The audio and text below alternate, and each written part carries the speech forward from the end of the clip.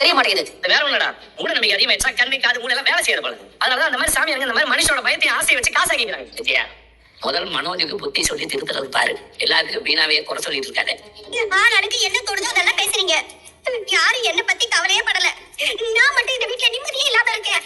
மத்தவங்க உங்க புருஷ முன்னாடி கூட சந்தோஷமா தானே இருக்கீங்க. நான் நல்லா இருக்கணும்னு யாருமே நினைக்கல.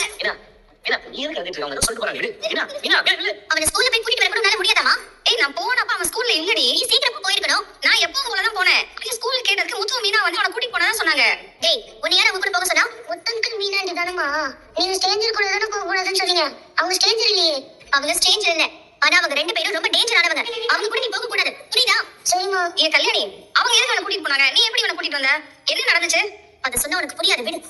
மொத்தத்துல என் பிளான் எல்லாமே சொதப்பிடுச்சு. ரோகிணி, வாங்க ஆண்டி, உட்காருங்க ஆண்டி. இருக்கட்டும். ஆமா, கிருஷ்ணக்கு ஏதாவது சாப்பிட கொடுப்போம். என்னாச்சு ரோகிணி? மனோஜ் ஒரு நிமிஷம் ஆண்டி, வெளியில போய் பேசலாம். என்ன ரோகிணி, எப்படியாவது மனோஜ் உன் வழிக்கு கொண்டு வரேன்னு சொல்லிட்டு போனேன்.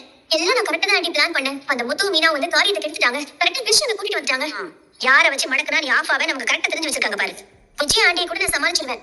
ஆனா இவங்க ரெண்டு பேரை எப்படி சமாளிக்கிறது எனக்கு தெரியல ஆண்டி. நான் எந்த ரோட்ல போனாலும் அவங்க வந்து நிக்கிறாங்க. நீ திரும்பவும் அந்த வீட்டுக்கு வந்துடக்கூடாதுன்னு அவங்க நினைக்கிறாங்க. உனக்கு மட்டும் இல்ல, எனக்கும் அந்த மீனா தொல்லையா தான் இருக்கா. முன்னாடி எல்லாம் சிட்டில இருக்கிற பெரிய மண்டபத்துல இருந்து எனக்கு தான் ஆர்டர் வரும். இப்ப எல்லாரும் இந்த மீனா கிட்ட தான் போறாங்க. அவனால எனக்கு ரொம்ப நஷ்டம் ஆயிடுச்சு. அவங்க ரெண்டு பேர் மட்டும் இல்லனா மனோஜ் நான் எப்படியாவது என் பக்கம் கூட்டிட்டு வந்துடுவேன். விஜயாண்டி மனசை கூட நான் எப்படியாச்சும் மாத்திடுவேன். அதுக்காகத்தானே இந்த மீனாவை வீட்டை விட்டு துரத்துறதுக்கு நான் ஒரு திட்டம் போட்டேன். சாமியார் பொம்பளை மாதிரி ஒருத்தி அனுப்பி புகைய விட்ட நெருப்பேன். புகஞ்சுக்கிட்டே தான் இருக்கு. ஆனா பெருசா பத்தி எரிய மாட்டேங்குது.